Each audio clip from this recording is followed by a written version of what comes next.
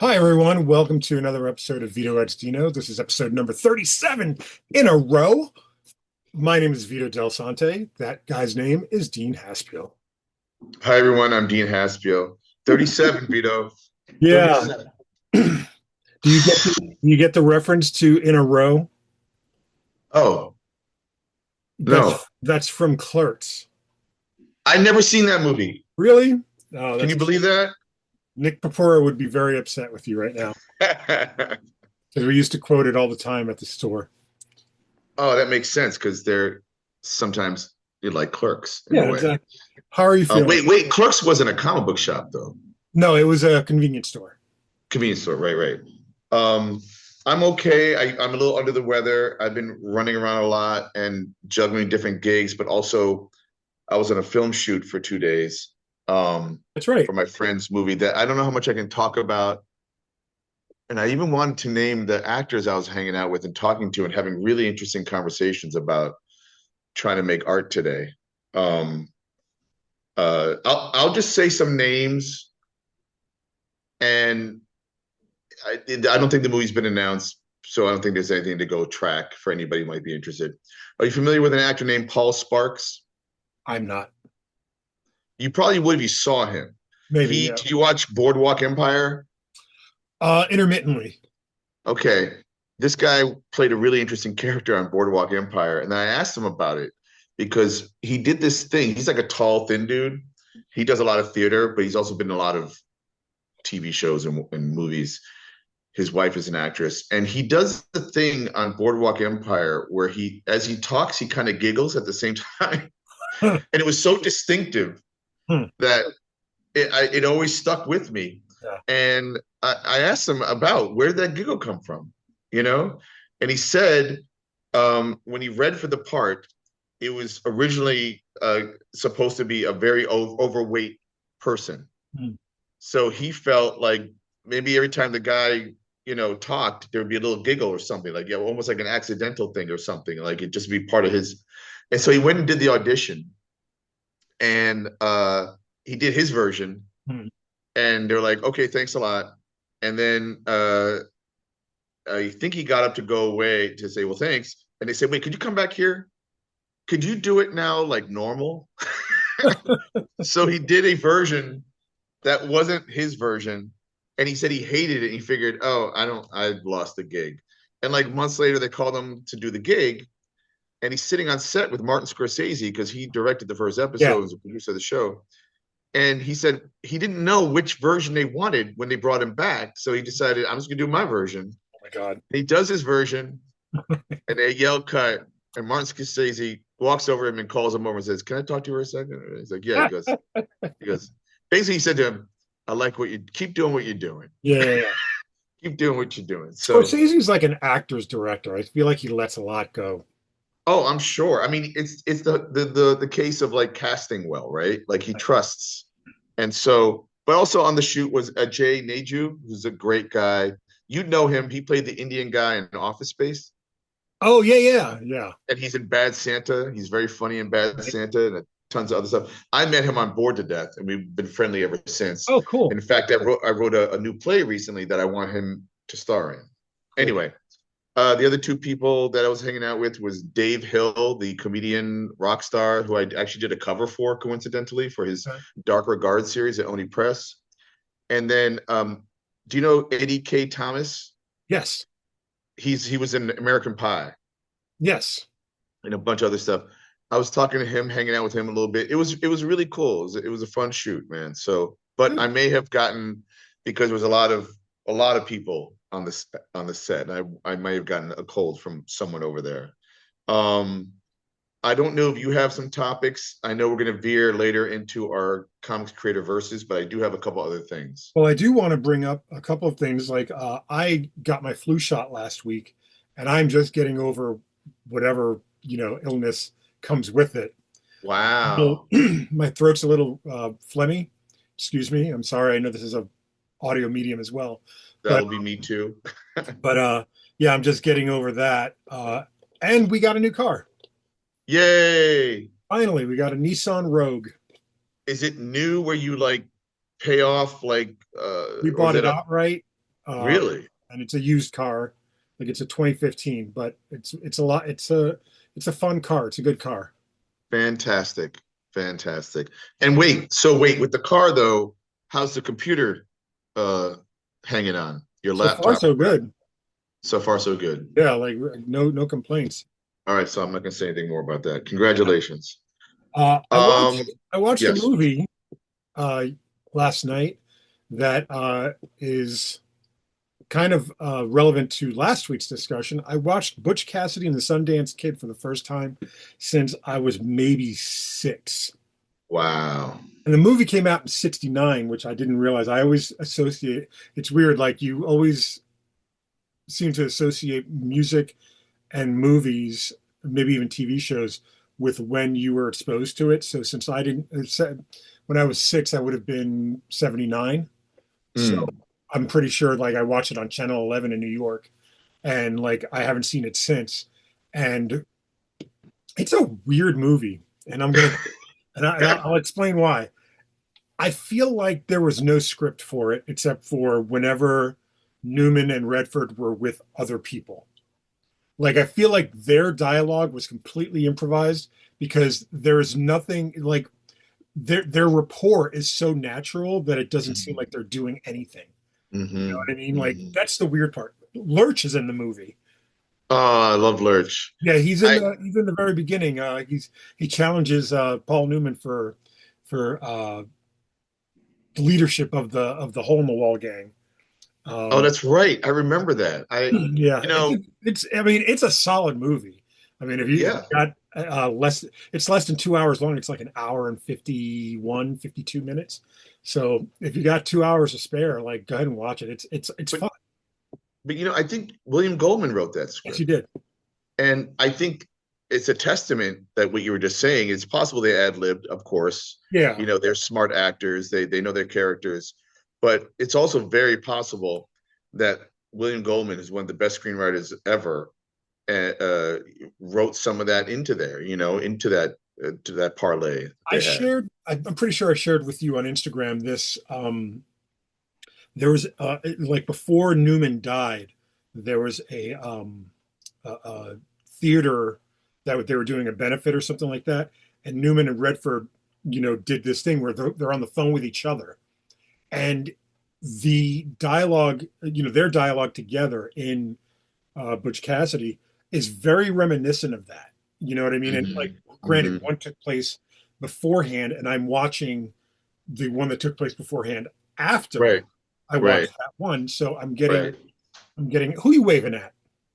Nobody. Oh, No. Ariel, who just is one of my students, just entered the. If you oh, want to come and hello. say hi for a second. Yeah, yeah, yeah, yeah. I think, I'm with Vito right now. We're talking. I haven't seen her in like months. Come here. Bring it in. Bring it in. Hello. We got hugs. So there's. hi. In fact, why don't you? I want to hear more of this. I need to run to the bathroom real quick. This is a Uh, good opportunity. Why don't you say hi to each other for a minute and get to know each other for like 2 minutes? All right. what are you doing in this All right. studio? Get in here. Get in here. Yeah. What are you doing in the studio? Making comics And and you're hanging trying to, out. and you're coming in now? Yeah, I also So, have a 9 to 5 job. oh, that makes sense. So, like, Yeah. just for those watching, it is 7:43 currently. So, how long are you going to stay there now to make comics? Don't know, a few hours maybe. Okay. I'm also a night person. But you said you have a 9 to 5, so that like you probably got to wake up early tomorrow to. Yeah, yeah. It is what it is. Yeah, it's the grind we've all done. Yeah, basically. Some more than others. I think Dean has been a cartoonist and hasn't had a regular steady job in 30 years. I think sounds about right. 30 or 32 years or something like that. Since he was like Yeah. 18 or something. So what are you working on? Like, is it a autobio? Is it like what kind of comic is it? I'm always working on lots of things. One of the things I'm doing right now is I'm working on a story about a bodega cat. And this cat, yeah, this cat. So I'm like Dean, I was born and raised in New York and I've spent most of my life here. So it's been a life, and I'm 35, so it's been a lifetime of gathering anecdotes, and the city never stops inspiring me. It's the gift that keeps on giving. So really, that's what Bodega Cat is. It's just this cat who lives in this bodega and observes the craziness in there every day, and all the characters who come in, and all their lives and their dramas, and yeah, What part of New it's. York are you from? I was born and raised on the Upper West Side, and now I Oh, live in Bay Ridge. I lived in Bay Ridge for a little while. Actually, Oh, nice. more like Diker Heights, but Oh, nice. kind of on that Oh. verge there. Like when I first moved back to New York in 1994, I lived in Diker Heights, Bay Ridge. Oh, nice. Oh, I'm sure it was I know it was really different back then. It's so weird because like everything's gone now. So whenever I go back, like it's such a new thing. Like there used to be a movie theater right across the street from my mom's apartment, and that movie theater is now like a Chinese supermarket? yeah, yeah. Yeah, the HL Mart. Yes, Yeah. on Fort Hamilton Parkway. Yeah, the neighborhood changed overnight. I have a lot of friends who grew up there, and they say it went from being Italian to being Chinese in the blink of an eye. Yeah, it's crazy. Yeah. But there's Yeah. still things there that I like. I'm gonna do a selfie. Hey, you. How is this possible? Sorry, doing a So, I selfie mean, on a podcast. like, yeah, it's You missed me. this is a purely visual thing. Commemorating this moment. All right, we gotta get back to it. Yeah. You draw, you make Nice comics. meeting you, Vito. Hope we get Nice to talk meeting you more too. soon. Yeah.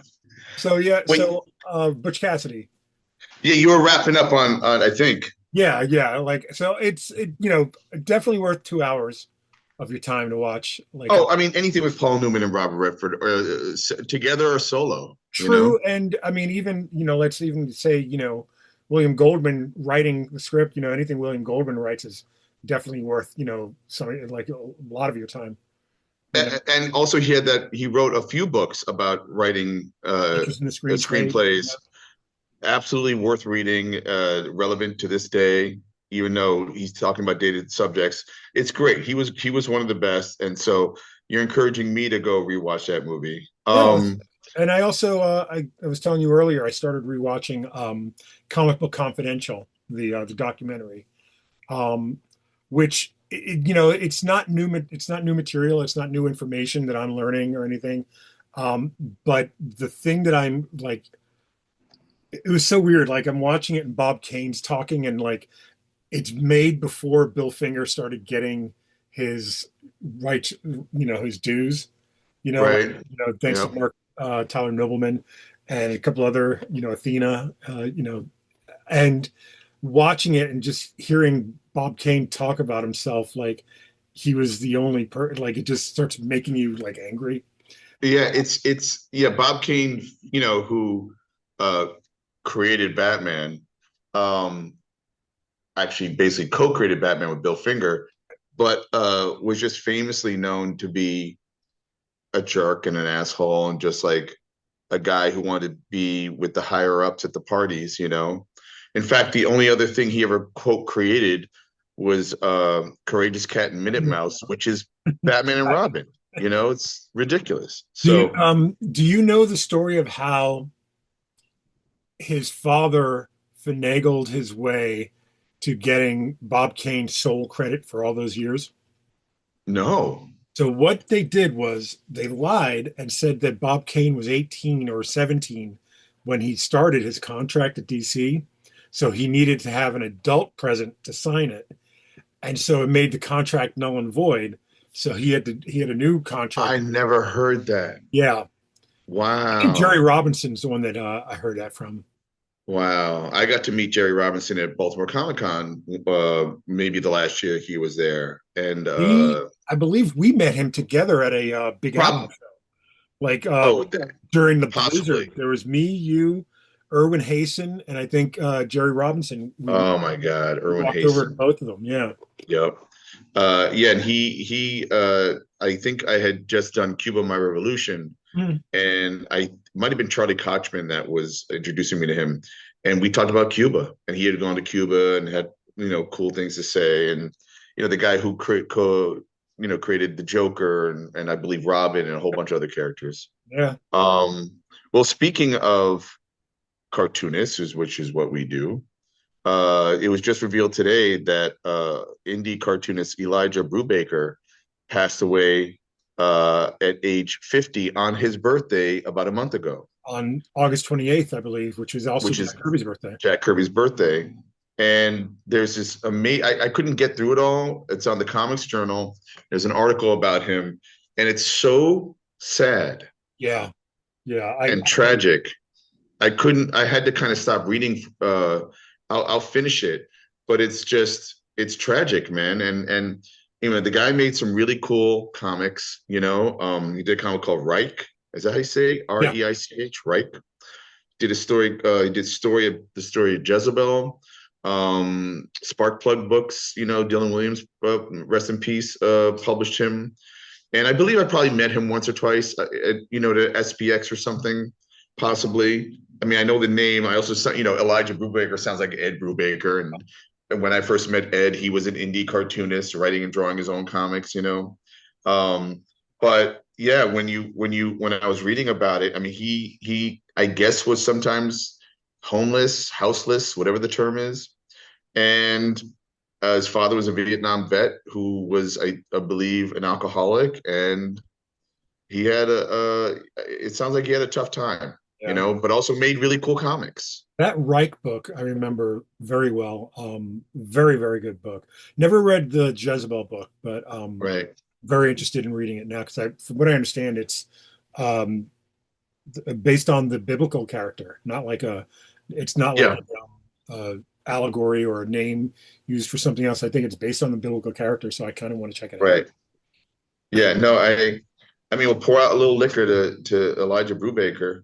I mean, the older we get, the more people we know, not only in comics but in life, are passing away. It's what happens. So I don't Yeah, know, man. it's it's hard sometimes to be the eulogizer. Do you know what I mean? Obviously, not harder than being family or someone intimate, with who knew them, personally. Like I didn't know him, unfortunately, but I think of Ed, Pisker, who I didn't know very well, but I knew well enough, that we would say hi to each other, and like it's hard to be, the people that um, family members and loved ones and close friends, and then I think about being the ones that get, I don't want to say stuck, but get stuck remembering them for the things that they did, because they're easily forgotten. You know what I mean? Like Well, I was just listening to, and I want to get this right. Gil Roth, the Virtual Memories podcast yeah, show, which I believe our guy Josh Schufeld's going to be on soon. yeah, Virtual Memories. I was listening to uh, uh, podcast. Sorry, I was listening to a recent episode just yesterday, and it was fascinating. 'Cause who was it? It was a guy named. Oh, sorry. And he just came out with a really cool. Okay, Hunter Prosper is the hmm, guy's name. Hunter Prosper, and his book is Stories from a Stranger. Every person has a story, and the guy is like an ICU nurse.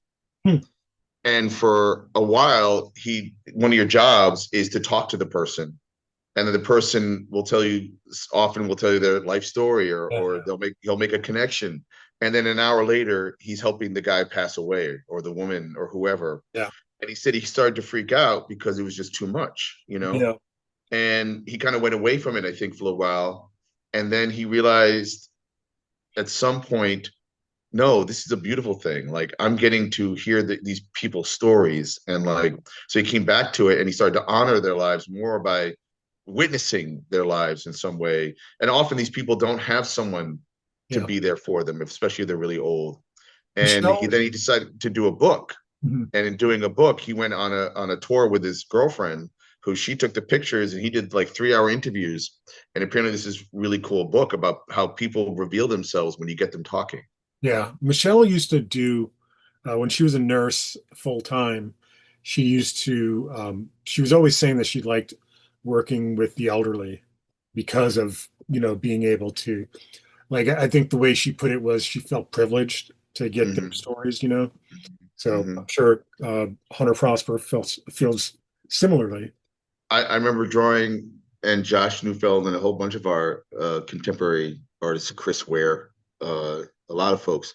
There was David Greenberger, and he had a series of zines Mhm. where he worked like at old folks' homes or something, and he would just interview them and ask them questions, and then publish these zines, and then eventually he did a comic book series called Duplex Planet Illustrated, I remember that. and it was like 15 issues or something that Fantagraphics published, and I got to draw I think two of them. And I remember that was the first time I ever got a script in a way I'd never experienced before. He sent me like a 3 paragraph thing, and it just was a story, like it was just lines of dialogue, and I go, well, where's the page and panel breakdown? Oh no, the note on it said, what is this, 2 or 3 pages? And I'm like, what are you talking about? I just see script here. And he said, no, that's your job. You interpret it. And I remember like there's no reference. I had to break it down. I had to figure out from the script what I was going to be drawing and not be totally like a slave to the sentence. If I could show something else, Did you work with Harvey before or after this? Because I feel like this would be good prep for Harvey. I think it was before Harvey. Okay. It was before Harvey. So, and then I applied those same rules to Harvey in a lot Yeah. of ways. Yeah.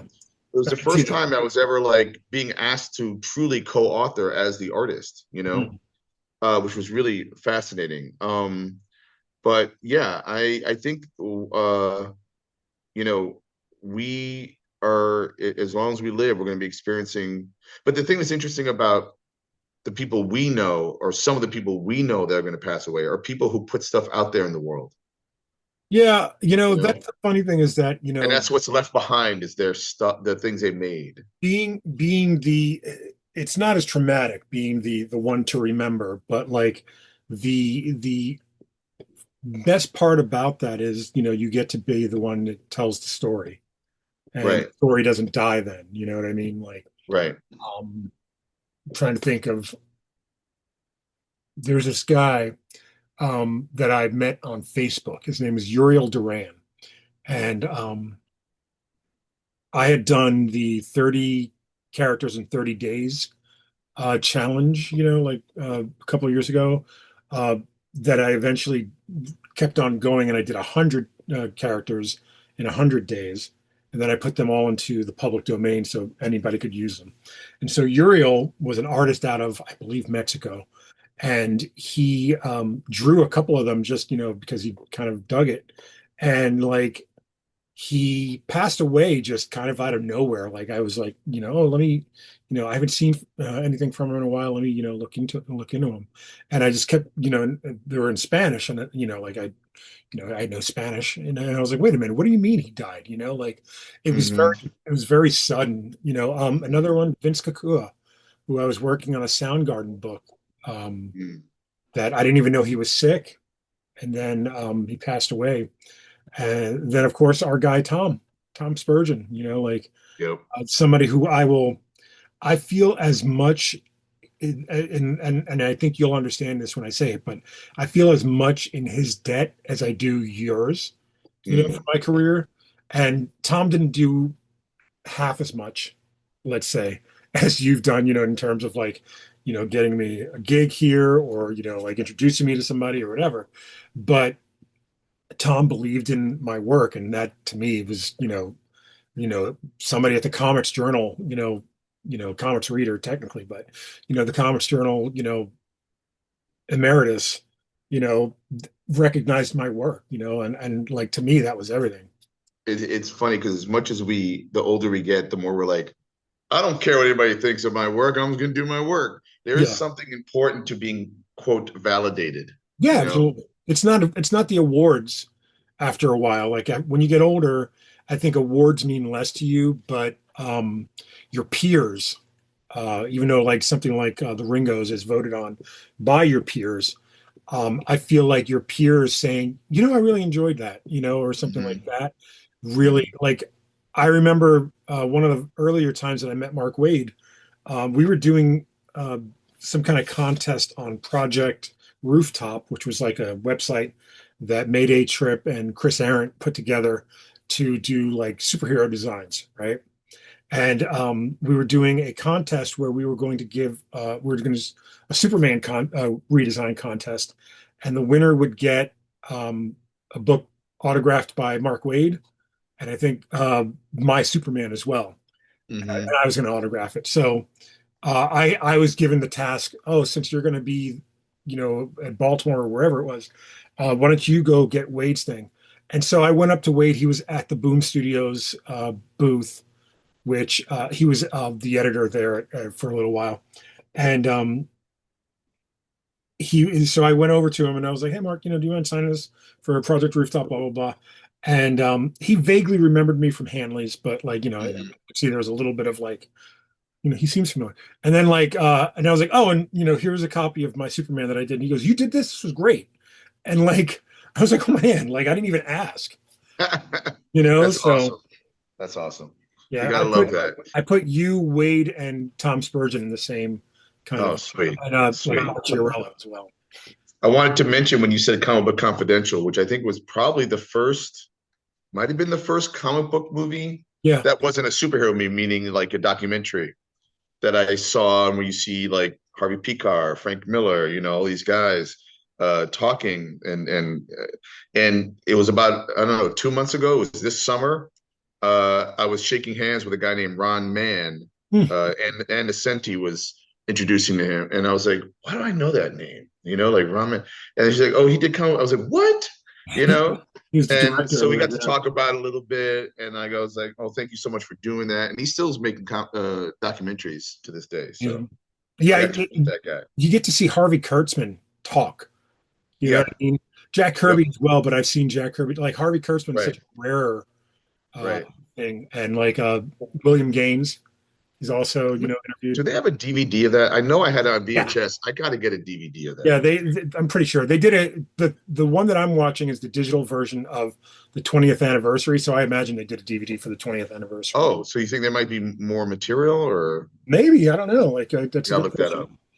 Speaking of death, Uh, I think you turned me on to this clip, or maybe I sent it to you and someone else turned me on. Have you seen that thing on Instagram, Thanos versus David, basically? yes, I sent that to you You today. said that to me. Yeah, I That's sent the best. That is, so there are two stories I want to share. One is that, and then the other one is the Oswald Goes Straight by Colin yes, Linston from yes. 2020. You This said to that. me is what makes comics great, So explain Thanos Versus and David. versus David. It is the weirdest thing. I don't know who approved it, but on one hand, I'm like, why would you do this? And on the other hand, I'm so grateful for it. Yes. You know what I mean? Because it's Yes. basically Thanos being the pettiest person on in the galaxy, In the galaxy. basically picking this one baby out and deciding that he was going to screw with this guy every year on his birthday. I don't have a Come pencil. on. Come on. I have We pen. have tens of people listening to us right now. I don't have. Tens. There's Yeah. one over by my lamp. Anyway, and then she shuts the light off. Oh my God. Okay. So So So every year he goes by, and then Thanos misses his 30th birthday. no, just to set it up a little stronger. Oh yeah, yeah. So like So he that drops a this guy named car. He yeah, drops the car that his father's in and kills his father. Like while he was sleeping, while David was sleeping, Thanos texted his girlfriend a breakup. yeah. What are you talking about? So this is guy on an Instagram bit doing this recounting, which is very funny, about what's happening to David every birthday. And I don't think we ever find out why Thanos is doing it. He just being Not a in this jerk. clip. Not the Yeah. context isn't there. But he eventually I think misses a birthday just to Yeah. fuck with him, His 30th birthday. his 30th, and then continues. And I don't know if I made it all the way through because I was just cracking up so much It's amazing.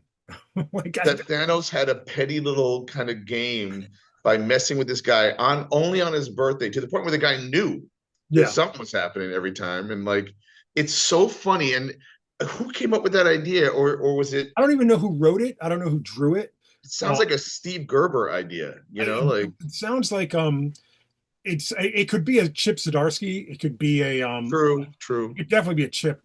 It could also be a Donnie Cates maybe because Donnie That's on true. Thanos for a little while. Englehart, maybe Steve Engle. I mean, I'm also talking to old school guys Yeah, too, yeah. like I mean, it's a very relatively much. recent one, so it's hard Yeah, to say. But like, it's brilliant in its inanity.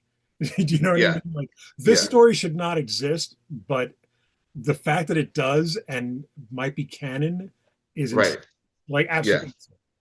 And then there's this other guy that I had seen his art before named Colin Lidston, Lidston, Colin. And he has you go look him up on his website. He does a lot of like, semi-autobiographical comics. And he decided to do a story in 2020 called Oswald Goes Straight. And Oswald is the penguin, Mhm. Oswald Cobblepot. And it's very much done kind of in the spirit of like a Harvey P. Carr, American Splendor, a guy getting out of jail and kind of getting a job at the Gap. Yeah. And late at night, he kind of like wakes up and Batman's face is right in his face and saying nothing just to spook him, Yeah. like, and all this other. And it's such a cool comic. And it reminded me of the bootleg, scenario that we've been, well, that you're creating right now. Right. Something I'd like to try to create, come up with something. And in fact, our guy, Neil Clyde, just sent me, I don't know if you got it, just sent me a bootleg comic he just made that's a Starjammers Starjammers. comic. Yeah, like Yeah, he posted it on Facebook. I saw a couple yeah, of yeah. So, I got that. That's cool. I haven't read it yet, but I'm really loving this kind of renaissance of bootleg comics, man. it's a very slippery slope. I think it's great when we're doing it almost for ourselves, like for the idea that we're never going to get to do this character, might as well get it, get it in now or something. I mean, I can't speak to anybody else's motivations, but I'm sure that's probably part of it. But the other part is just that, like, what are they going to do? Like, here's the, we were talking about the Jimmy Kimmel thing last week, and which has Mm-hmm. now been, I guess, resolved in a way, but not fully. But we were talking about that, and then I was listening to Howard Stern, and he was talking about it, and then I was thinking about it. Aren't we all afraid of Disney? Like, didn't wasn't there a joke at some point that Disney could sue the pants off of the government? Like, why did Disney like blink? Like, if you're playing chicken, Disney, Disney blinked, Atlas shrugged, like like, if you're playing chicken with Donald Trump and you've got more money, I think you can stay on that track and let him yeah, jump. yeah. Like, Well, it speaks to a whole. It was a weird thing that happened because there was freedom of expression, First Amendment, rights that were put into question.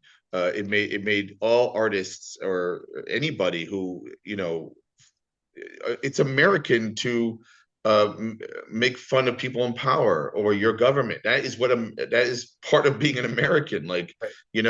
and then I mean there's a whole bunch of stuff to talk about that, Well, especially. I'm going back to the idea of like cease and desist, like which has always been the thing that kept anybody from making a Batman comic on their own and selling it, or even giving it away. I'm sure like giving it away is one thing, but like selling it, is usually where Warner Brothers will come down, or if somebody like Marty does like a And they probably don't even care if you sell to the 300 people you sell it to, right, right, But I think they just have to do diligence, like be like, you can't do that because if you're doing it and we let you slide, but then the guy that if Michael Bay decides to do a Batman movie without asking us, that's going to be more money, kind of an yeah. issue. So, but then again, this is not going to matter in 9 to 10 years. I mean, it's not going to matter in about 3 years.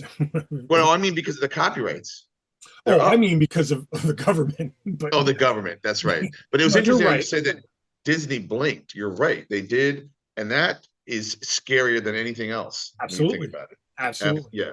Yeah. Yeah. All right. With that But going note, back to the Oswald thing, I'm going to put a link to it in our oh, show please do. notes.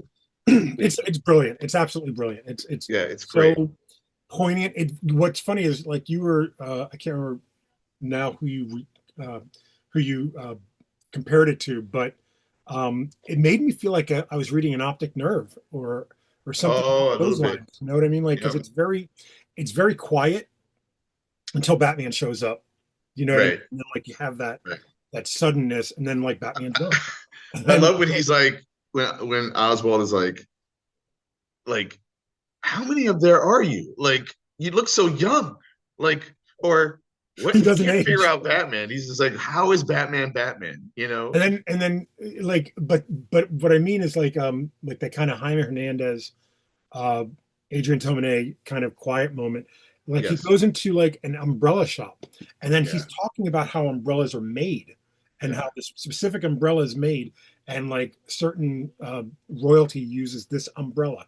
And it's kind of like amazing attention to detail, but more importantly, just putting yourself in the shoes of the character and having that knowledge. It's Yeah. like it's like you see how hard it is for him to break who he was to become who he is. Well, And that's what's great about that's the umbrella scene, right? Is like he's almost getting sucked back in yeah, yeah. because of his love for this umbrella, And then he just you gets know. a plastic umbrella And then I think it's beat up, because you he know, for twirls even it in front of a kid. that's Typically, right. when the penguin twirls the I don't want to spoil too much, but Yeah, typically when the penguin twirls his umbrella, it hypnotizes people. right. So Big Brother watching with the bat ears comes down and thinks he's trying to hypnotize a kid. He beats the kid. Yeah, yeah. It's a great It's God. I amazing. mean, there should literally be a line of comics that both Marvel and DC, or hell, let Abrams or some other publisher or IDW, I don't care who, Yeah, just like on a regular basis, man. Let's have these alternative versions. They're so much yeah. fun. I more importantly, I think your stuff, meaning Marvel and DC, and maybe to a lesser extent, Image and Dark Horse, or any of the bigger IPs. You know, your stuff exists, and no one's ever going to confuse your stuff with something I drew. Like, I mean, Mhm. me personally, I drew it. You know what I mean? Like, no one's going to compare them. No one's going to confuse them, or like the market's going to be fine. You know what I mean? Right, If you put these out, like right, if anybody, Mahdi totally proves that point. You know what I mean? right. And I think it like there's room for it all. And Exactly. if you're a fan of a character and you get used to the idea of iterations, because like what happens to certain fans is like they didn't do Spider-Man the way I read it when I was a kid. No, they don't. You're right. It's not that. You have that. That's done. That's already Okay. exists. Yeah. No one's going to take that away from you. But and you cannot like the way they do it now, or maybe you'll like the next team that takes it. Who knows, you know? Right. But all right, I'm going to get into creator verses here. Yeah. I have the two I have up front. Oh, wait, before you do that, because I feel Okay. like I'm going to forget it at the end of the show. Yeah. Ray Anthony Height currently running a Kickstarter for Midnight Tiger Evo. I'm going to put the link in our show notes as well. I just want everybody to check it out. Ray was a guest on our show. Ray's a fantastic creator. He's trying to create a new line of Midnight Tiger things. Red Hook is apparently guest starring. Stray is guest starring. That's right. So please go and Got to share that. So is he writing and drawing it? yeah, and some of his studio, like I would call them studio mates, but they're like the kids that are being taught by him are drawing some of the backups and stuff as well. Nice. So yeah, we Nice. definitely want. It's got the VXD seal of approval. So Absolutely. put All a right. smiling Dino face on it. An arresting Vito face. Looks There you like go. this. Can That everybody looks see me? horrible. Looks like this. Oh, I feel bad for you podcast listeners. You're not going to see this. This amazing face. No, no, you don't want to see this. Don't go to YouTube right now. All right, so the first where we left off, I think it's our fourth round, maybe fifth.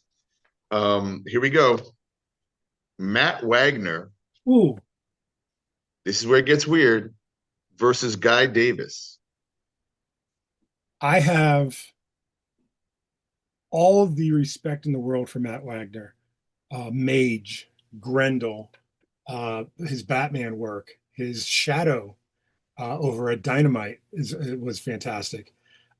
He is. I'm trying to think of what he is the modern equivalent to of like the Golden Age or even Silver Age.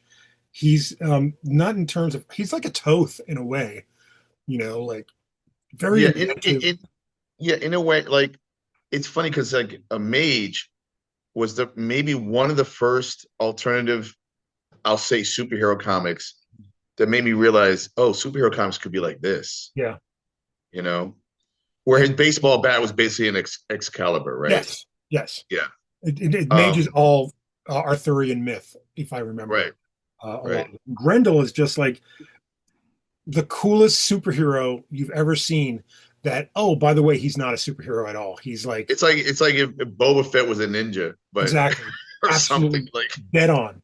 Like you know, but like so slick and so like polished and like I like the Hunter Rose stuff more than I like the latter, like the stuff that takes place in the future. But like right. this lineage, this legacy of Grendel, of the two knives, the two bladed weapons. Yep. It was Hellboy before Hellboy, like in Yeah, terms of having an original creator that then turned into other creators coming in and lending their sensibilities, to perpetuate the brand. yeah. Um, I and think, then there's Guy Davis, who like Baker Street. He drew Sandman Mystery Theater yeah, for many issues. And at first I remember thinking, oh wait, he also did he worked on Hellboy with the stories. BPRD. BPRD, that's right. And another guy who had a very unique style. Uh, at first, maybe wasn't like because he was a little scratchy, you know, um, and like not as slick looking. But even as he grew as an artist, he really honed in on this very particular style that he It's has. incredible. Like the Marquis is another Oh like yeah, his creator owned book, another one of his creator owned books, uh, other than Baker Street and Nevermen. The never mind. Marquis is just a tour de force. Like this book should never be out of print. Like, Mm, and it's currently out of print. It should never be out of print. It was like a phone book size of like mm, 3 or 4 stories, and like he drew like demons that were basically um backwards horse skeletons. It's the craziest. Like mhm, where do you come up with that? Like mhm. meeting the guy too. Pardon the pun. Meeting him at a Heroes Con many many years ago. Nicest person. Oh my god. Like Is he English? I've never met him. no, he's from the States. I can't remember exactly where, but like he seems like it's weird. You know why I think that we all think that he's British or something like that? It's because there's a weird like not symbolism, but like his work looks similar to Kevin O'Neill from not Judge Dredd. Oh, Kevin O'Neill. Yeah, I was thinking Kevin Martial Nolan Law. for a second. No, Martial Martial law. Law and League of Extraordinary Gentlemen. They have like a very similar aesthetic. Or a line. There's a line Yeah, that's and like and some scratchiness, whereas Kevin O'Neill gets a little pointier, right, and Guy is Yeah, more like squiggly, like and has and some. and like he's on like potatoes, people that are like look like potatoes, in a Yeah, way. and like So I think that's probably at least maybe in my brain, that's where I probably turn that one into the other. But yeah, right, he's from the States, and like I just I wish there was more. Like, and I used to when I was on Twitter, I used to always like every 7 months or so just go, I need more Guy Davis comics in my life, and oh, like I mean, absolutely. And when was the last time you did a comic? It's been it's over been a decade, right? BPRD. He and Mignola, I think, had a little falling out. I don't know exactly what it was about or why, but he kind of moved into the movie sphere. Like he's doing storyboards and design Right, for movies, right. which is movies gain our loss. Whereas Yeah. You, Matt Wagner is still going strong. Like I think, yeah, you mentioned Matt's shadow at Dynamite. I remember getting a phone call from Matt Wagner wow, asking if he was going to take over. He was going to write at least a 12 issue Dick Tracy series, and he asked if I would be the artist. wow, I was like, what? And I thought about it, and I kept thinking about like all those villains and how cool they look, yeah, and Dick Tracy. And then I asked for what the page rate was. He's like, yeah, it's not so good. And I just knew that with the deadline and the not so good money, I didn't have any kind of like savings Yeah. to be able to, I mean, maybe there's royalties. I don't know how well it did. And I turned it down working with Matt Wagner. And I believe Michael Avon Oming was the artist on that, Yeah. I remember so that now. figured out how to make it work. So, what's between the two, man? I I have a real affinity for Guy Davis's artwork. I really do. Like I feel like there's another artist who's relatively new. He did work on a Hellboy book, I think, relatively recently, or a Mignola verse book. His name is Mark Laszlo. I think he's out of Poland. Has the Hmm. same kind of like Guy Davis line work, and like I was like, oh my god, I love this guy too. You know what I mean? Awesome. Whereas I don't know, I love Matt Wagner too, but I feel like my Matt Wagner affinity depends on the project he's working on.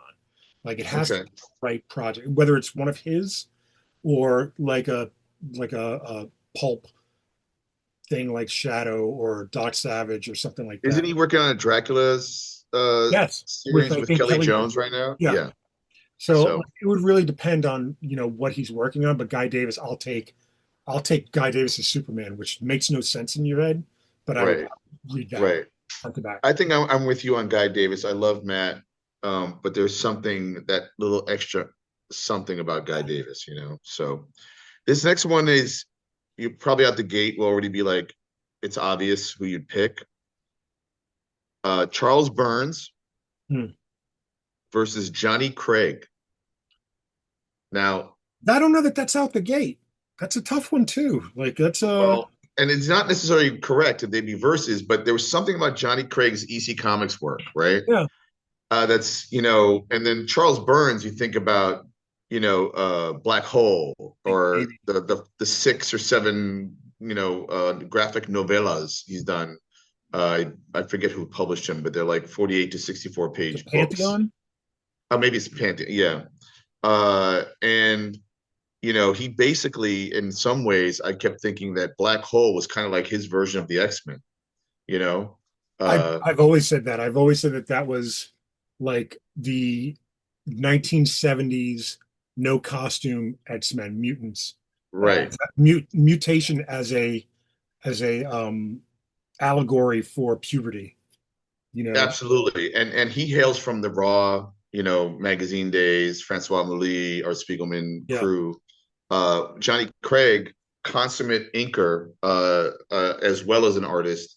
Again, he drew a lot of the EC Comics. In fact, the famous EC Comics cover where it's inside a subway and there's a severed hand holding like on the banister or whatever, and everyone's looking at it like, where the hell's the rest of this person? I think that's like a Johnny Craig cover. They both had not similar inking styles, but known for their inking styles. Yeah, I think the biggest drawback to Craig is that, with the exception of a cover, I don't think you could point to a story and go, "That is the quintessential Johnny He's Craig." got the Alex Toth problem, And that's the thing is, Toth made a name for himself outside of comics as well, whereas Johnny Craig, I don't know if he has. They threw him on Iron Man to ink, when it just was like a Hail Mary, I think, at It's that almost point. like the Bernie Krigstein thing we were talking about last week, where Hmm. if Bernie Krigstein only drew the Master Race, it might be enough, but I couldn't name a Johnny Craig story. You Yeah, know, me neither. and that's the problem. Maybe the quote unquote problem with anthologies is that a bunch of guys are on the book, so Right, you're kind of just reading. It's not a house style or anything, but like you're kind of just reading stories as you go, and you just kind right, of lose track of who's doing what, where. Like Al Feldstein, right. he's in Comic Book Confidential, and I was like, oh my god, I forgot about Al Feldstein, and I'm like, wow, he wrote a lot of stuff. Why don't I remember, exactly what he wrote, but I would say Charles Burns in this case, just because I can go Black Hole like that. You can do Black Hole. The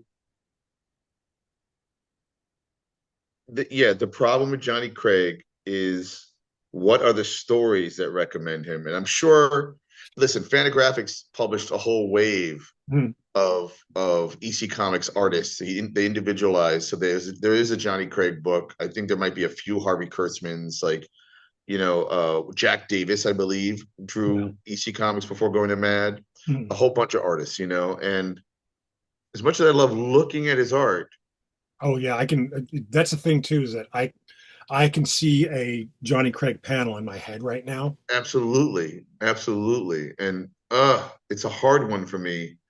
Um, you know what? Just because I'm going to go Johnny Craig. It's a good choice. I mean, you're Johnny not Craig. wrong. That's the thing Right, about this, is that right, there's no wrong answer really. right. All right, next one up. Stephen R. Bissett Hmm. versus Rick Veitch. Wow, that's almost like the same guy in a lot of ways. Well, so Stephen R. Bissett, uh, I well, he was he the penciler or inker in Swamp Thing? Wasn't he coupled up with another artist, or am I thinking? Oh, I was thinking maybe Mike Dragenberg. You're That thinking of no, Sandman instead of Swamp Thing. That's what I was about to yeah, say. but Bissett did Swamp Thing, Yes, City. right? And as did Rick Veitch, Yeah, but also Rick Veitch also created his own superhero universe and commentary. He I drew can Dream Comics. I can tell you right now that if not for the Brat Pack by Rick Veitch, there would be no Stray. I might have even said that before on the show. Interesting. Like that, as much as Nightwing and Do you think there would be the Daredevil. boys? Do you think there What's would be that? a boys? You think the Garth Oh, I don't Ennis? think there'd be a Boys without Brat Pack or Right, Max Immortal, like for that right. matter. But I think, just for me personally, like I don't think Stray exists without me reading that book. And like, because I read that book late in life, like in my 30s, like when I started developing Stray. And Stray, I think I've mentioned on the show before, was originally supposed to take place immediately in the aftermath of Watchmen, like Mm, New York City, 1989, I think is when I mm, said it. So, hmm. so I was going, but it was going to be the Watchmen world. Talk about your Right. your bootlegs, like that's basically what the world was going to be. And then I read Brat Pack, and I was like, I could do this set today, with like a floating timeline of where it is, and still get a lot of because the thing about Brat Pack is it's so steeped in a certain time in the artwork, but the story is very timeless. Hmm. You know what I mean? So I owe a great deal to Rick Veitch for that. It's funny. Well, first of all, it sounds like Rick Veitch, like you had a Nightwing idea that you were probably trying to figure out how to extricate him out of the DC universe, and then this comic came along It's and you not, found a home in a yeah, it's way, probably not too far from the truth. I probably you never know. put it that way, but yeah. And then Rick Veitch, I almost could have, well, maybe should have had him versus Don Simpson in a way because the Yeah. Megaton Man and Max Immortal and all those kind of hyperbolic superhero kind of parody commentary. Did Bissett do Taboo, or did he just I do? think so. I believe he leans more toward horror, Yeah. you know. And there is a the Venn diagram where they cross over in Swamp Thing Mhm. to the point where Rick Veitch uh, was well, they had gone as far as drawing the cover and maybe even drew some of the comic, but they had to pull an issue of Swamp Thing because at some point Swamp Thing became elemental, not just a guy that got chemically Mhm. changed, but he became one with the earth, and it got nuts, with Alan Moore and then everybody else that took over, and Rick Veitch took over the series, and at one point he was so ingrained in the earth and the history of the earth that he was the crucifix that Christ Right. died on. I remember that now. Like, and so I think they pulled that story, even though it was about to come out, and they're like, wait a second, we got, where, yeah. What did So, I mean? I think the edge, other than like me being praising Rick a second ago, I think the edge goes to Rick because of the not just the artwork, but because of the stories he's written. Like absolutely. they're very resonant. They very much stay with you after you're done and like make you Right. just like Max Immortal, The One, um, Right. Rat Right. Pack, Swamp Thing, 1963 stories that he did with Moore. Right. Right. Like they're so impactful and they're so they last longer, I think. And Bissett, again, like no disrespect to his artwork is just next level, but I think that the thing that I look at with Veitch is his writing. No, definitely the writing with Veach, and I got the opportunity to edit him Really? when I did Next Door Neighbor, and Harvey Pekar wrote a story that Rick Veitch drew, which was very cool. In a way, like just like I was thinking how Rick Veitch versus Don Simpson makes more sense. I wonder if Stephen Bissett versus like Sam Keith makes more sense. Maybe Mike Dringenberg or even like a Michael Kaluta, might make a little more sense, Yeah, yeah, yeah, yeah. just Maybe, on maybe. technique alone. You know what I mean? Yeah, But technique, definitely technique, a but lot of technique. not. I mean, I don't think this is a bad pairing. I think I Right. think it's a very smart pairing, Well, actually. it's just like making conversation as we Yeah, yeah. do. The next one, I had a hard time figuring out who the verses was, and I think I might have gotten it. Frank Miller I don't know. versus Mike Mignola. Frank Miller versus Mike I Mignola. think th- so. Mignola created Hellboy. Frank Miller Both created Sin City. You know, both acolytes of Frank Miller in their work. Acolytes of Frank Miller. I'm sorry, Jack Kirby. Oh, okay. Yeah, yeah, absolutely. Um, Yeah. both had runs on Batman. Both have worked at Marvel and DC. They like tons of work. Like there's no shortage of work out there to see of these Or two. their impact on the franchises, right? I That mean, are lasting to this day, and then creating their own lasting I mean, franchises. I just coined Like Mignola that's a second part ago. of the yeah. And I think Um, I think the other thing too is that um, look at like the you take one if you take Mike Mignola away, you don't have a Chris Samnee or Cliff Chang or or something like like or someone in those like certain fields.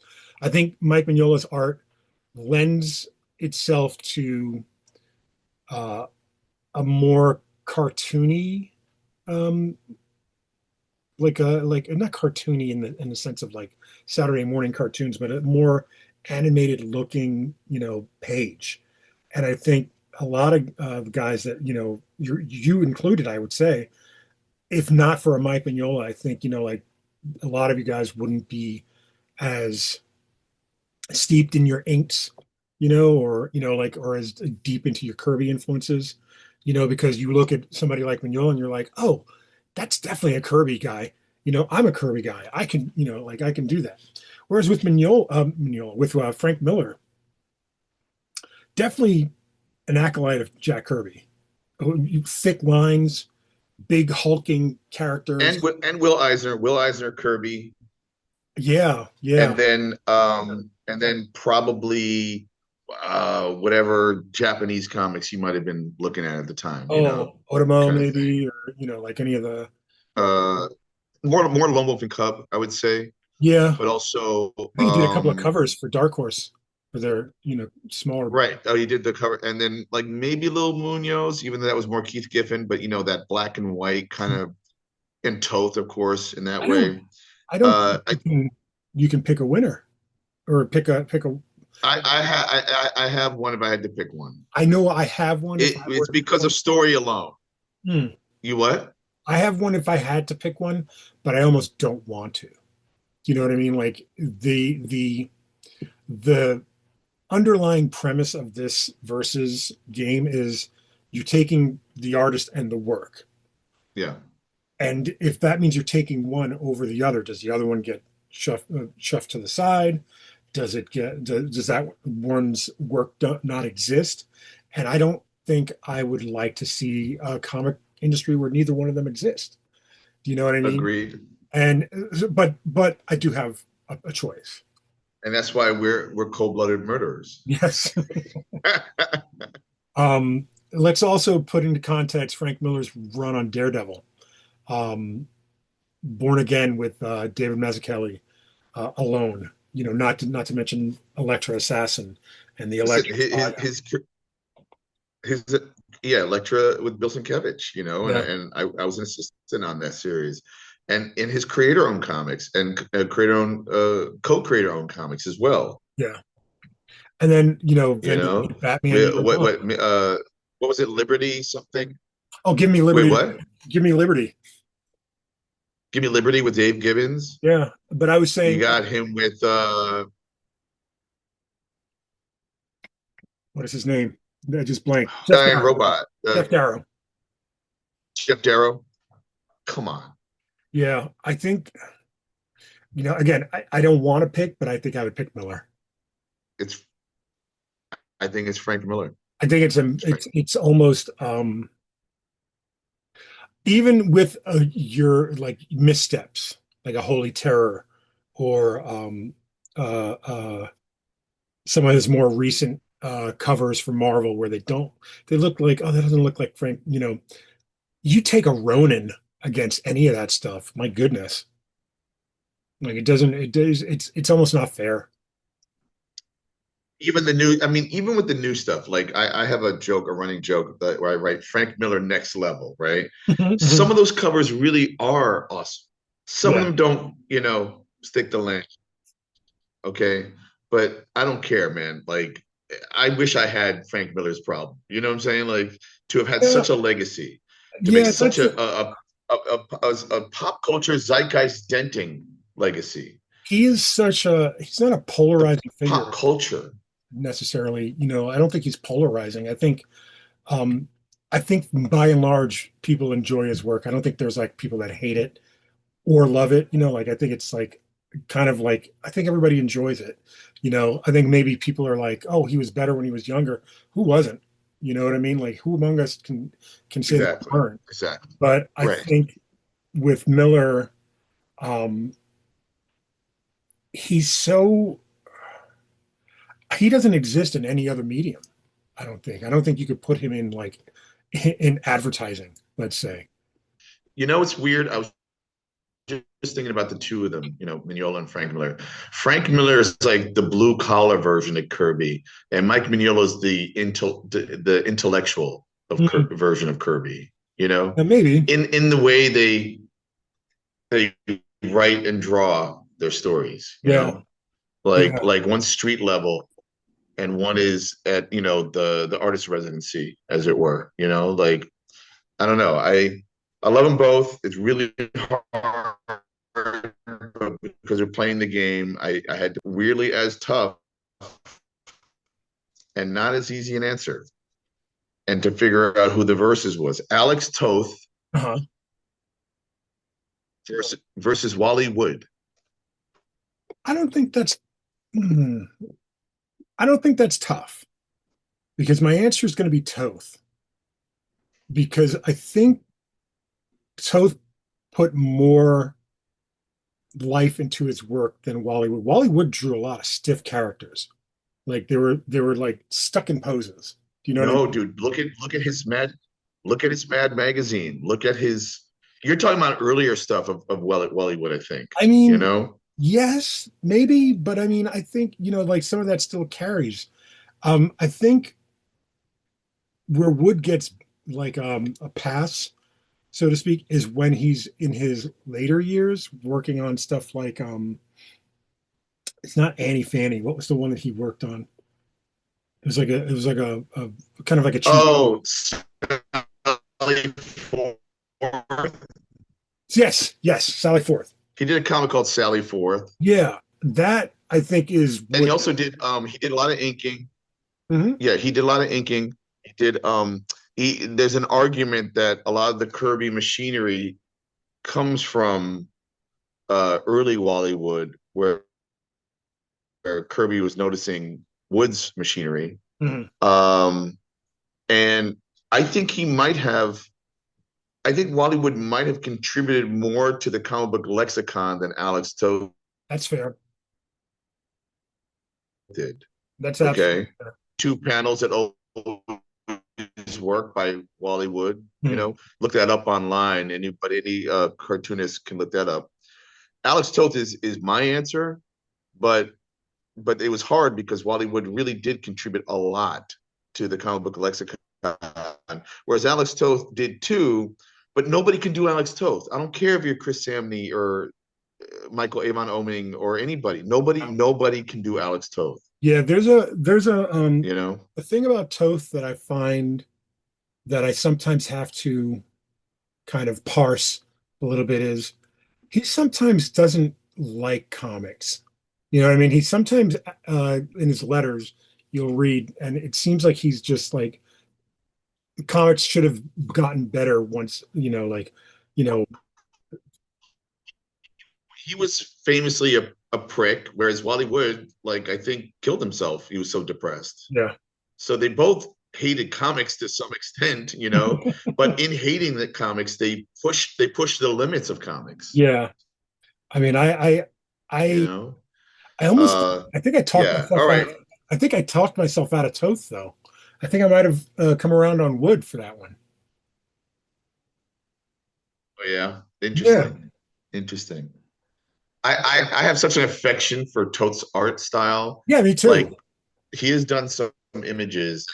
I cannot wrap my head around how incredible where he arrived at such a what looks like a simple solution. Mhm. You know, I think he was the one that said, "When in doubt, black it out." You know, uh, you can look at pages of his where you see like a silhouette of a character perfectly silhouetted with a little bit of light hitting here and there or whatever. And if you look at the artwork, he drew everything in there, but Mhm. he just started taking the markers or the black ink and just took things away Yeah. to get to that moment that he I don't know how you see captures. You that stuff know, either, like I don't know. Yeah, it's insane. All right. Well, the next one, you ready for this? Hmm? Now, this is unfair as well, but I had to do it this way. Walter Simonson versus Howard Chaykin. They were studio mates. Yeah. I Very was their legend. assistant in 1985. Yeah. Completely like polar opposite Yeah. cartoonists. The You polar couldn't be opposite. more different than those two guys. I mean, people in like personality too. They're almost polar opposites as well. In every way. In every way. And So they're friends. Simonson, famous for his Thor run. He did a great run of Orion. He's Fantastic currently doing Four. Ragnarok. Don't forget his run on Fantastic Four as And well. he's drawn, X Factor. He's done tons of That's right. Fantastic Four. Howard Chaykin did a groundbreaking comic called American Flag that to this day is still ahead of his time, I think. Mm-hmm. Uh, recently did Hey Kids Comics. Recently did I mean the guy creates he's carved his own path. I don't know if he's well known. He did like a Nick Fury Wolverine graphic novel. He's written and drawn for Marvel and DC, Yeah. but he's best known for his creator-owned comics. I mean, he also did was it Dominic Fortune? Um, Dominic Fortune, did yeah. he? Okay, and then he did He's done his. I mean, he's kind of oddly Chaykin is basically recast his protagonist over and over again. the other To thing about be Howard to me is that a lot of his work is not franchise work if you think about it. Excuse me, sorry. bless you. Thank you. But you know what I mean? Like it's almost like he even like his Elseworlds Batman story or Justice League story, like they're not mainstream Batman or Justice League, they're Elseworlds. So it's almost like he's just done Right. his own thing all the entire time. Mm-hmm. If that makes He sense. also has. I mean, Howard, you know, has a certain contempt for the audience. Takes He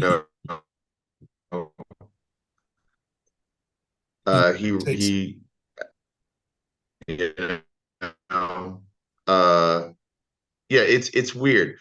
Real quick, are we having a connection I was issue? just about Because to I feel text like you. there's some staggering. Yeah, there's your Oh yeah, bars are yellow. Uh-oh. So is it on my side, you think? It Or might we be do have rain weather. over here, so it's Yeah, I was gonna say it possible might be there's an weather issue. on your side.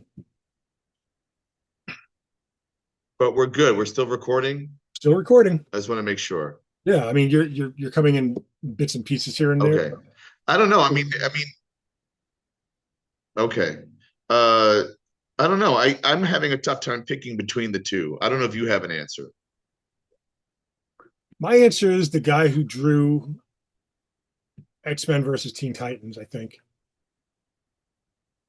Mm, because I think that book mm, means the world to me. I mean, yeah. you could easily say, yeah, but that's a franchise book as opposed to a creator-owned book, which I think creator-owned book is always something that you want to judge against, with people, because I think when you have no restrictions and you're left to your own devices, I think that says more about you as a creator, maybe. But I feel like um X-Men versus Teen Titans to me is just like the best thing that, right after Crisis on Infinite Earths, the best of what comics is, and maybe that's just the best of what superhero No, comics is. no, it's one of the best, one shots out there and crossovers. Don't forget Star Slammers. He Yeah, also did his own Simon did his Star Slammers. And what's an interesting metric? If you had to pick between the two, Chaykin and Simonson, and apply it to franchise comics, I'd say Simonson. right. But you had to apply it to creator-owned comics, I'd say Chaykin. Taken. Absolutely. That's where And that's how I'm going to answer that. That's how I'm going to answer that that's fair. because I don't want to get in trouble otherwise. Well, yeah, You know? I think that So, would be my answer too. Like, I think that would be Walter's answer too. right. And maybe Howard would say the same. Probably. Like I think that's a Maybe even Howard. Maybe even Howard agreed. Yeah. This next one, we're going to go way back. Gene Colan versus John Buscema. well, let's see, Gene Colan, famous for like amazing pencil style, like almost like to the point where you didn't need an inker. He had Tom Palmer, but like you almost didn't need an He inker. he basically painted with lead. Yeah, he Yeah, painted with pencil, and famous for doing Tomb of Dracula, Daredevil, um, Doctor Strange. Doctor Strange. Did he create? I think he created Blade, didn't he? Or co-created Blade? He may have co-created Blade. He may have. Um, and then who do we have on the other side? John Buscema, famous for. Well, we got John Buscema, but like famous for Conan the Conan the Barbarian. Barbarian and Uh, Silver Surfer. and he drew all the Marvel comics. Silver Fantastic Four, Surfer. Avengers. Silver Surfer, yes. Like I think that one, amongst all of them, like is the most Buscema. It's funny, as I was watching Comic Book Confidential, they were doing this like Merry Marvel Marching Society, like in the 60s, and they had a song playing. And the artwork they used was mostly Buscema's. And I was going to say, if you had to choose between John Buscema and Jack Kirby, could you choose one? You know what I mean? Like Interesting. it's hard. It's harder than you think. I think the inclination is to say Kirby, but I think as much as Kirby invented, I think Buscema perfected in a lot of ways. He might not have done all of the background machinery like we were talking about with Wally Wood. He might not have done all of that, but like I think just based on composition and character work, I think Buscema could give Kirby a run. You know what I mean? Like in terms Well, of and he did because in some ways I feel like he was if Jack Kirby was the Marvel house artist kind of for a while at the beginning, I think John Buscema was one could argue John Romita, but I think it was John Buscema right. who became the second kind of house artist, And but my if I was younger, my answer would probably have been John Buscema. Uh-huh. But because of the wild swings that Gene Colan took as an artist, you Oh, know, oh, I feel like that. Gene Colan versus Nick Cardy. Who painted best with lead? Do you know what I mean? Like those two, like Yeah, yeah, could yeah. do anything with a pencil. And even though John Buscema, like his warm-up drawings alone are better than most comic book artists. Uh I don't know, man. When I look at those early Daredevils and even his Iron Man and his Doctor I Strange, where he got you. just Yeah. characters undulate. Yeah, Yeah. and I never would have picked Gene Colan about when I was a kid, but as an older artist, I just feel like there's just some like Gene Colan is the gift that keeps on giving, whereas Yeah. like John Buscema figured out his style and stuck with it, you Absolutely. know. So I'm going with Gene Colan. I don't know who you're I going think with. you're right. I think it is Gene Colan. Unfortunate last name, but amazing. Yep, yep. Okay. Colan.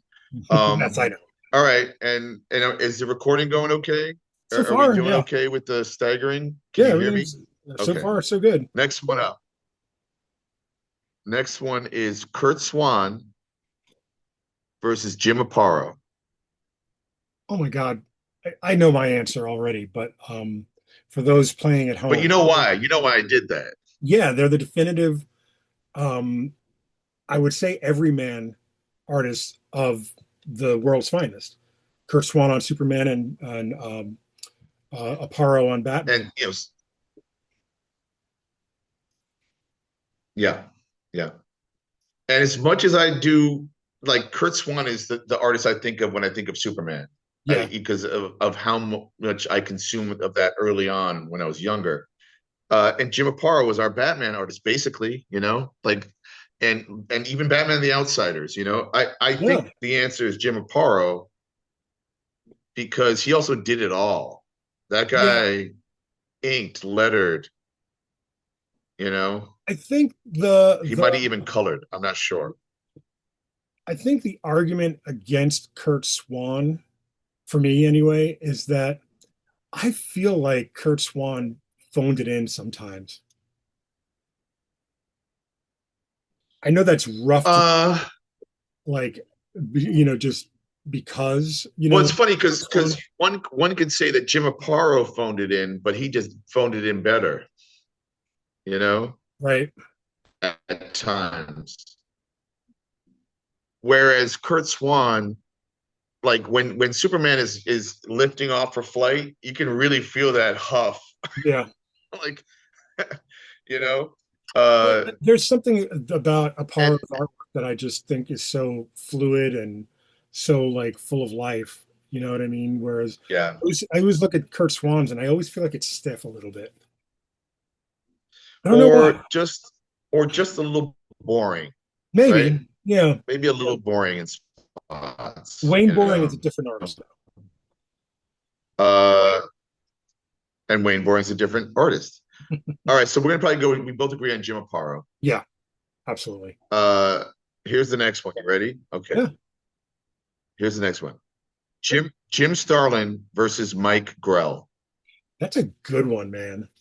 Um, Jim Starlin probably best known for his cosmic Marvel work, uh, including his own Marvel epic uh, by way of Marvel, Dreadstar, but created Thanos, created Yep. Adam Warlock, created everything that Marvel's making money off of when you think about it.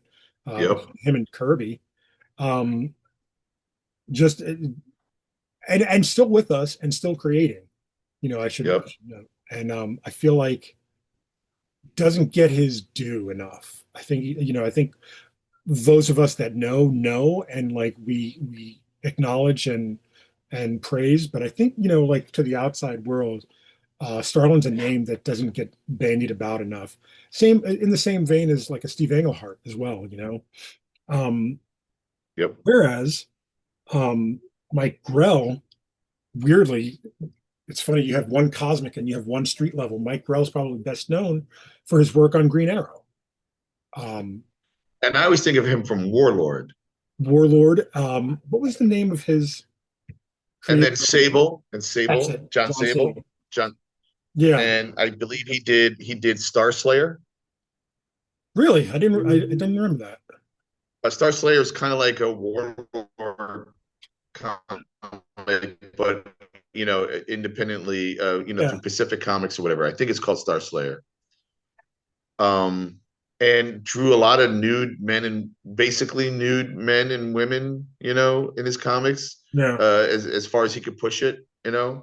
Uh, I feel like Starlin has more memorable stories and I and think characters. Starlin's probably more of an innovator than Mike Grell was, and not to say that Mike Grell played it safe. Absolutely not. Right, But I right. think like it's like the difference between like watching Star Wars and reading a Mickey Spillane novel. Like Mm, not that there's one wrong or one better than the other, but like right, one is going to get your attention real quick, and the other one is right. a slow, like a slow build. You know, Mike Grell's art is prettier in a way, that's almost like a romance comic with like by way of, Game of Thrones or something, whatever. But um again, Jim Starlin just like the way he mythologizes and creates, myth yeah. I think is the other thing, outstanding. And the other and thing that I think that I think about with Jim Starlin is for a guy who took the ball that Kirby, left and ran with it, he didn't draw like Kirby. You know what I mean? Like he didn't have that like oh, like whereas like John Byrne or a Walt Simonson, they kind of adhered to a certain Kirby aesthetic. He didn't do that. He was more like looking at right, Neil Adams do Kirby, right, not with as many lines, but like very clean. right. But I feel like I said, I think Yep. Well, and he also did the and he did the Death of Captain Marvel. that's a clear winner right there. I mean, you're Longbow talking about, Hunters. X-Men versus Teen Titans. Yeah, Longbow Hunters doesn't compare to Death of Captain Marvel. Just doesn't. Yeah. So yeah, it's Jim So Starlin. it's Jim Starlin. It's Jim Starlin. The next one I had a tough time with, uh, and you'll hear me out. And this is kind of like a threesome. Ready? Okay. Okay. Herb Trimpe versus Rich Buckler versus Ron Friends. Did we do Ron already? I think we did Ron last week. Did we do Ron? Because I thought we did Ron last week. maybe I did I jot him down? Oh, we did Ron Friends versus Don Heck, and then there Yes. was like an Alex Saviuk thing. All right, so I'm taking Ron Friends out. It's Herb Trimp versus Rich Buckler, I know who you're and going you to know say. why I did that? I feel like I mean I have a feeling, but I have a feeling it's because of their Bronze Age Marvel work. Maybe specifically uh Deathlock and the Hulk. Right, and also their Jack Kirby acolytes. That's You right. know, I give Rich Buckler, I give a pass because he worked on one of my favorite books of all time, which is All Star Squadron. Even though All Star Squadron for me is Jerry Ordway. Like when I went back to read them, like from the beginning, I'm like, wait a minute, Rich Buckler drew this? And like right? it's not like the typical Rich Buckler style, like there's a like a it's cleaner, like it's so different. Whereas, Mm, you look at Rich Buckler's work from like the Red Circle books from Archie, like yep, from the 70s. So good. Like they're very Neil Adams like, you know what I mean? Like in a sense, you know. yep. But Herb And Trimp, when I was doing the Fox, I met Rich Buckler. He came did up you? to me at a con.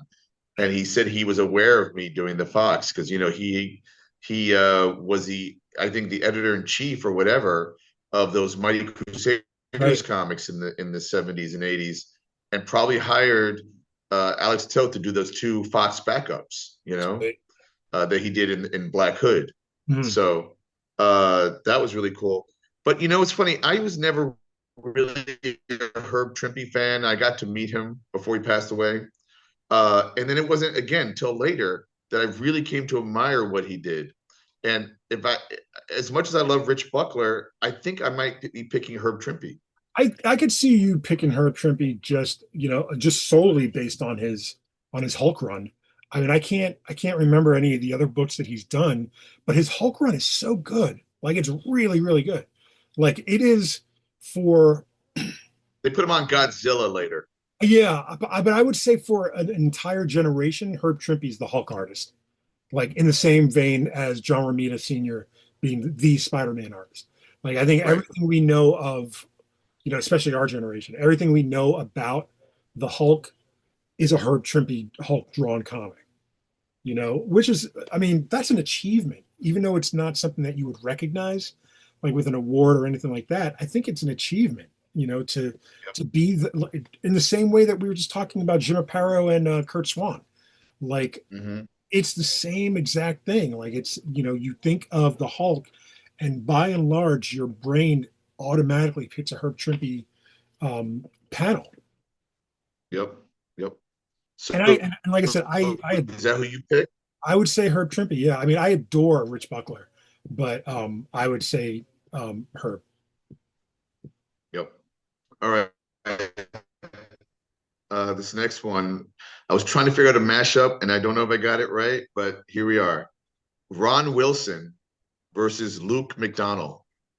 Crazy comparison. Holy moly! Well, Luke McDonnell was the Suicide Squad artist. I mean, granted, he's probably done a bunch of different things, but the thing that we remember, I think he did the entire run with Ostrander. I think he did like just about every issue, if not maybe one or two fill-ins by somebody else. But I think he did 98, if Yeah, not he did a lot, and I'm 10. I'm a fan of his Iron Man comics. I didn't know he did Iron Man. Oh, he did Iron Man. Really? Look it up. Yeah. A lot of Iron Man was Steve Mitchell inking him. I believe. I don't remember. Right now. And then Ron Wilson. Oh, it says my internet connection is unstable. Yes. How am I looking? So far, you're fuzzy, but I can hear you. All right, I'm still Let's do here. let's do this one, and then we'll end on that. Okay.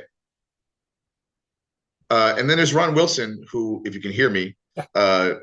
drew a lot of Marvel 2-in-1, which was one of my favorite comics. And then he did a thing. Boxers was his creator-owned comic, graphic novel Mhm. that he did with Marvel. And as much as I like a lot of what Luke McDonnell did, he kind of drew in a very spare way. Yeah, Uh, yeah. and he could get a lot into a page, but it was very spare. I don't know how to explain it unless you It's look at like the it's like his artwork. panels were Like just he figures. chose wisely. Yeah, his panels were just figures, Yeah, very simple backgrounds, and- whereas Ron was right. like he filled a page. He filled the page, and he famously drew the Sandman Thing story where they talk in a bar that Yes, Tom DeFalco wrote. Uh, and I think just out of nostalgia alone, Ron Wilson is my guy. I would agree. I'm not Michel Fiffe. I'm not so beholden to Luke McDonnell. Like I enjoy those books. I enjoy those books, but like in the same sense of like Chaz Truog drawing Animal Man, they're hard reads sometimes. Whereas Ron Wilson always drew a pretty page, man. Yeah, yeah, and sometimes even when he was just trying to make that monthly deadline, he brought his A game the Yeah, best he could. absolutely. Yeah. You could tell. So I would say he probably had better inkers on Ron Wilson than we had on Luke McDonnell. that could be a part of the thing. I don't Yeah, know. I'm not trying to make, trying to diss anybody, no, not at but all. Like I said, I am curious to see a Luke McDonald pencil page. I'm not entirely sure if Luke McDonald is still with us or not, but I would love to see his. It's the same. Oh, he is. He just did a cover. No, he is. He did a Is it cover for Cobra number 50 nice? that FIFA inked. I gotta see the thing. My thing is that there is another Howard Porter who did the Grant Morrison run of JLA. When I first read it, I didn't like it. Like it just seemed too loose, or something. But I read every month. You know what I mean? I was still like I was a devotee. Cut to like 10, 15 years later after he's doing work in like commercials and stuff, he comes back and he does like I think Justice League. And it's like it's no, he does Flash. And it's like it's night and day. It's two different guys. So I like there's a lot of the unfortunate part of comics is that especially when you're working for the big two, there's a lot of deadlines and a lot of guys have to come up with their own shortcuts. And Yeah. you have to come up with those shortcuts immediately. Like you can't like, wait for the shortcut to be learned. You have to just do it. Yep. And I think maybe that's a lot of the criticism that whenever we say that an artist doesn't come across as great or doesn't have all the potential over something. I think that's the criticism that we're forgetting is that these guys are working under time crunches. I mean, that's definitely part of what we're responding to. I'm just for the YouTube people. Can you see this? The Complete Fox. Where'd that come from? I just found this, and it's basically somebody took pictures of comic book pages, right? Uh, And it's like all the Fox stories from the Blue Ribbon comics from the 1940s, oh, written by Joe Blair and drawn by Irwin Hasten. And when you were just talking right now about finding those shortcuts, I'm going mhm. to try and show you this 2-page spread right here. I'm about to show you is the most shortcuts I found in the comic because it's Golden Age art, right? And it's Sure. somewhat primitive, but it's also inspiring me to want to do some comics in this new thing I'm about to launch Uh, in this way with the base. Now I'm just going to just peruse, like, look at this. yeah. It's hard to see a little bit because of your connection, but yeah, you can definitely get the gist. He's not even And drawn. then I don't know if you can see this car in the middle. Uh, Do you see that car panel? yeah, it's just like you can't even see the other wheel. What the hell, man? That was drawn in 5 seconds, like with a thick brush, and I love it so much. I want my comics to look like that Right. so badly, you know? Ah, All right, well, because we have a bad connection, should we end it here? yeah, let's end it here. This is a good high spot. Um, thank All you right. everyone for listening and Well, watching. we will. No, go ahead, say what you're saying. Oh no, I mean, listen. Sorry, we that our connection is not so great. We are dealing with weather over here. They can't all be 2 hours That long. was fun. I think we got a lot in.